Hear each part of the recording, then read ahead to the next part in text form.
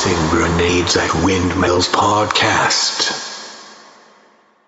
It's hilarious. So after you were born, Edna and the bishop came to see me in the hospital, of course, and see Tom and see me and you. I am brain dead, I tell you. Anyway, so they came to see us in the hospital, and she came over to help. And my mother came down from Falls Church, Virginia, where they were living at the time. That's right. I talked about Christmas and everything. I remember talking about that. And the receptions. Anyway, so Mama came down to help with you, and also very old school. So when you were born, we went to a clinic where the insurance, everybody at Exxon went to this clinic. So all of our pediatricians and everything were at this clinic. And the doctors were, especially the first doctor I had, Dr. Planche. It was Baton Rouge, so they all had French names. Dr. Planche, Dr. Lamb. I can't remember what the other guy's name was. Dr. Lamb was the head of the department. Dr. Planche was an idiot. And he was also basically legally blind. His glasses were like really thick, which is interesting because at the time they made these plastic lenses. I guess that's about the time they started making plastic lenses instead of everything being glass. So your dad had really thick glasses, and he stopped wearing contacts after we got married because, you know, after you get married, you don't have to try anymore, right? I thought it was hilarious when after we separated and everything that your dad went back to wearing contacts. Anyway, but he had these glasses that were really thick, and we joked about them looking like Coke bottle bottoms because they were so thick. But that didn't matter to me. I loved your dad, so I wasn't marrying him because of his eyes, you know. So anyway, Dr. Planche, yes. First, all of them freaked out because they thought I was gaining weight too fast. Now, I was somebody who had been trying to gain weight my whole life because I had it hammered in my head I was too skinny, and skinny is ugly. And so when I got pregnant, I weighed about 118 pounds, which I weighed most of my life until I started to, until I met Skip, and he introduced me to good beer and pub food. And then I started to put on weight really fast. And of course I was 40 then, so it went on and it didn't come off very easily.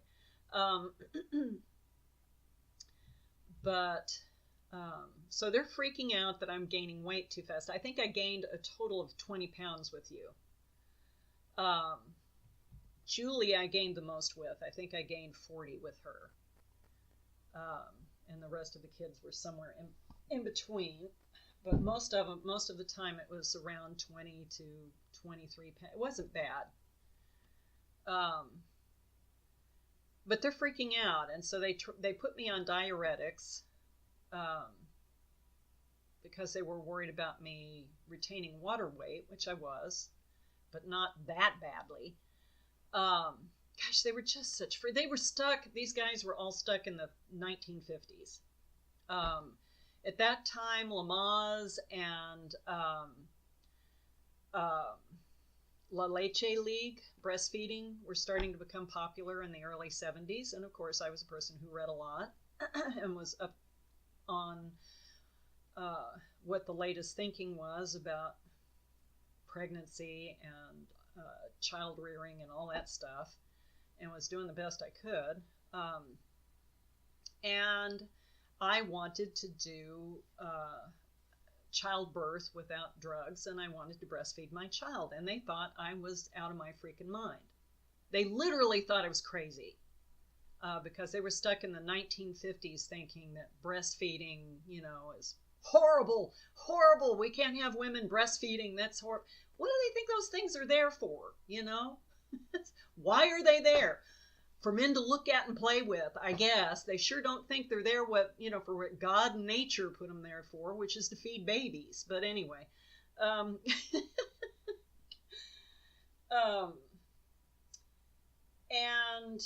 and natural childbirth, one of the doctors said, I had one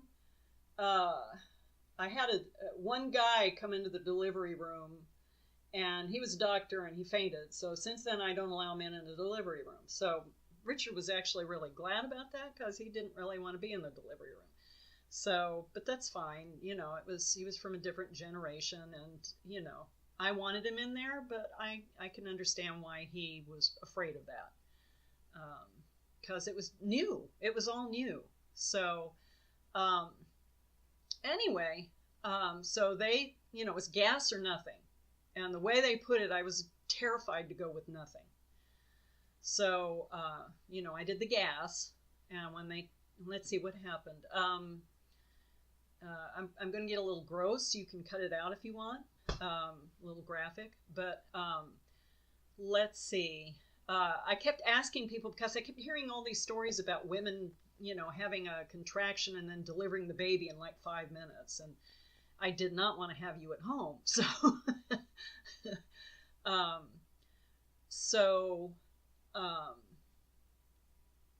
I kept asking women, what does it feel like? What does it feel like? And everybody described it basically as this pain that, especially Edna, described it as this pain that rolls around from your back and comes together in the front and blah, blah, blah, blah, blah. And I was waiting for all this earth-shattering stuff. And one day it felt like I was having a really bad period. It was like menstrual cramps. And that lasted all night. And the next morning I went to the bathroom, and it was like this lump of bloody stuff was in the toilet. And that freaked me out. I'll go back to the diuretics too. I need to go back to that. But I went to the bathroom, and that came out, and I was worried, so I called the doctor's office, and the nurse said, and I told them what had been going on. She said, does it feel like you're having a really bad period? I said, yes. She said, you're in labor. Come on in. It's like, good grief. Why didn't anybody explain it that way? It would have been so much easier if they had explained it that way, but they didn't. Anyway, real quick, back to the diuretics. They put me on diuretics. Dr. Planche, being an idiot, didn't tell me that diuretics knock the potassium out of your system. And I got really sick. And was, again, I called the doctor, and he said, did Dr. Planche tell you to take drink orange juice with the diuretic? I said, no. He just said, take it with your orange juice in the morning. And I thought, just take it with your breakfast. So we were drinking Tang at the time. And Tang is not like orange juice. I got really sick. So I got really sick. And naturally, my first thought is, what is this doing to my baby? So there was like 24 hours there where all the potassium was knocked out of my system, which is huge in the life of a fetus. I've always felt like that probably had something to do with your motor control issues and stuff when you were born. No, you didn't. Anyway. Tell me that. Anyway. Okay, yeah, I've always felt that caused some problems when you were. Now, the fact that that knocked the potassium out of my system for about 24 hours. And so I went and I drank the orange juice, and then I called my mother, who had been on diuretics forever for her high blood pressure. And so she gave me a list of things that have potassium in them. Lima beans, bananas, all kinds of stuff. And I got my potassium back up to snuff, but in the meantime you had been like a day without the potassium, developing fetus towards the end of the process, but still that's a long period of time in a fetus's life. So and I didn't take the pills anymore. And when I went in for my next appointment, the doctor, I don't remember if he was checking the water gain on me or what he was checking, but he said, are you taking your water pills? And I said, no. And the way I said it, it was probably pretty obvious to him, and I'm not going to either, because this is too dangerous for me to take when I'm pregnant. This is not the time to be taking this. If it's just me, that's one thing, but not while I'm pregnant. because I was very careful when I was pregnant with every one of you. I was extremely careful. I took that very seriously. I'm making another human being here, so I'm going to be really careful about everything I do. When I was pregnant with Julie, they came out with a big caffeine scare and saying that too much caffeine can cause your babies to lose fingers and toes and stuff. And of course, we didn't drink coffee and tea because we were Mormons, but I cut out everything that had any caffeine at all in it, including chocolate. Because if I knew that it might cause my baby a problem, I was not going to be consuming those things. That's just how I was. So I took it very seriously. Anyway, so let's see. So I get to the hospital, and I was constipated. I had problems with constipation. And the doctors just were like, I don't remember what they were giving me that caused me constipation. They were just like, oh, well, just take a laxative. Well, I didn't want to just take a laxative, but I did what I could. And when I got there, of course, I was badly constipated, so they gave me an enema. Well, I've always had issues with my digestive process, shall we say, because my father was terrorizing me about eating because he was trying to get me to gain weight. And then he always, because I assume there was something that you're supposed to have a bowel movement every day. Since then, I've read not everybody does. Some people only do it every other day, but I wasn't pooping enough for him. So he was always feeding me with stewed prunes and stuff like that. My mother was always giving me children's Castoria, which is a liquid laxative.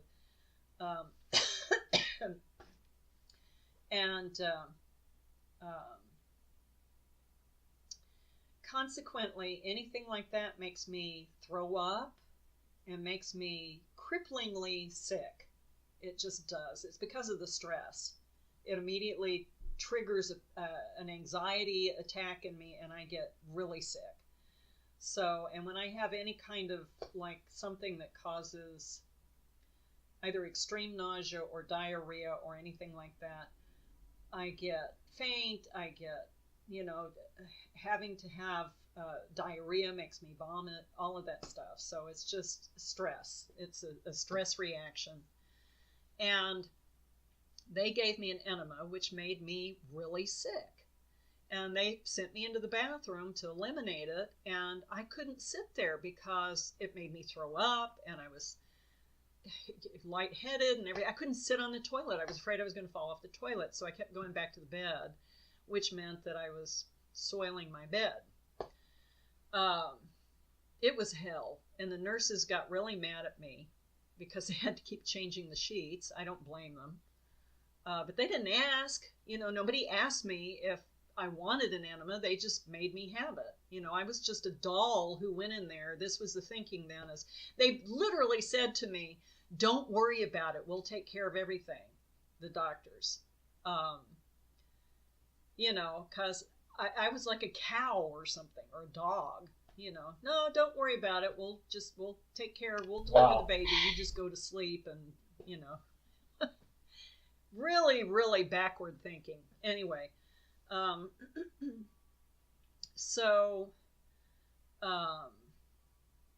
one point they were so mad at me, they were just shoving me back and forth to change the sheets. They got really rough with me, which was no fun and which didn't help my nausea. So anyway, I got to the point where it was time to deliver the baby, and they knocked me out. I think they give you, at first they give you a twilight drip. I'm trying to remember, it's been so long ago. And then they, when you're ready, they give you the gas. So I got to a point where it hurt enough that I was ready for the gas. So they knocked me out. And I've always been like a real lightweight when it comes to that stuff. They say, they're putting the mask on your face and they say, okay, count backwards from 100. And I go like 99. That's how I am. So I was out, and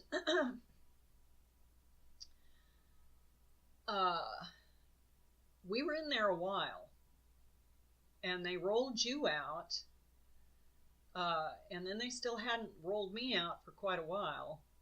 And your dad was asking about me. Well, it turns out that Dr. Plunch, being stupid and blind, when he cut the episiotomy, which is the little cut they make to make it easier to deliver the baby and keep you from tearing, they make a little cut. Well, Dr. Plunch cut into a blood vessel. And so they were in there all that time trying to stop the bleeding. And they kept you back from him because they didn't want him worrying about me. At some point, they figured they had to roll you out because it was getting so long, and they weren't telling him what was going on. But they were still in there. It took them a while to stop the bleeding, and so I had 2 episiotomies when you were born.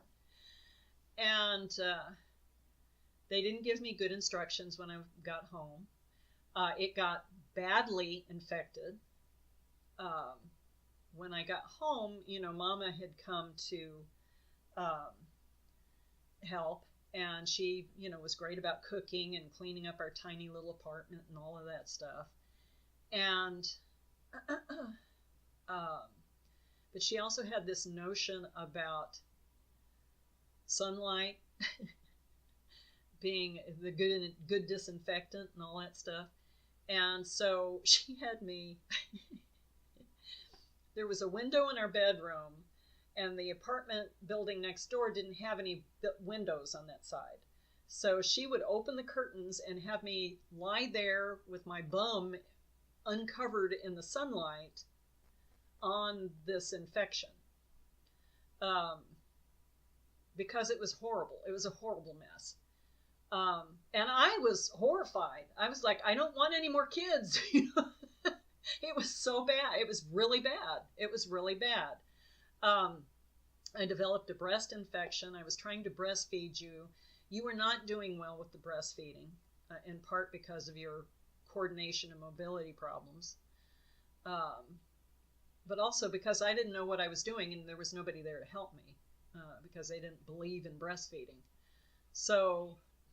I heard some of this before, but this is, I hadn't realized how difficult, quite frankly, it sounds like, except for Jenny, I was your most difficult pregnancy. No, she was difficult because I was so violently ill with morning sickness with her.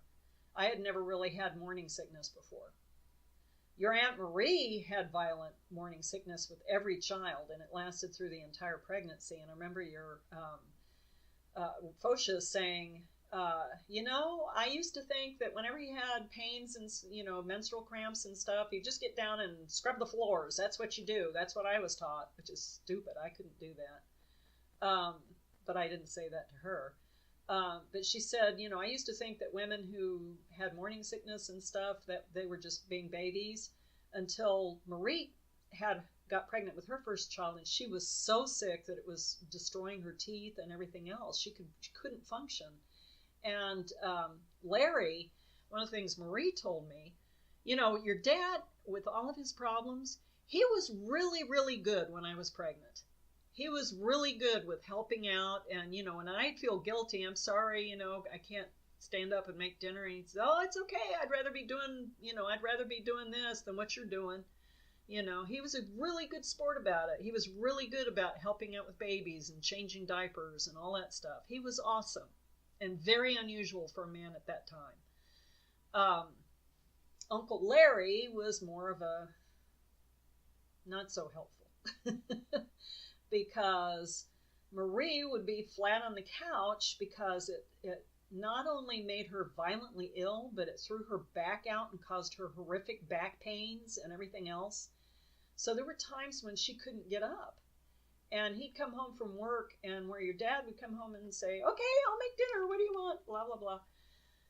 Uncle Larry would be like, oh, I guess this means I'm making dinner again. Yeah. So I guess I got lucky in that sense. But anyway,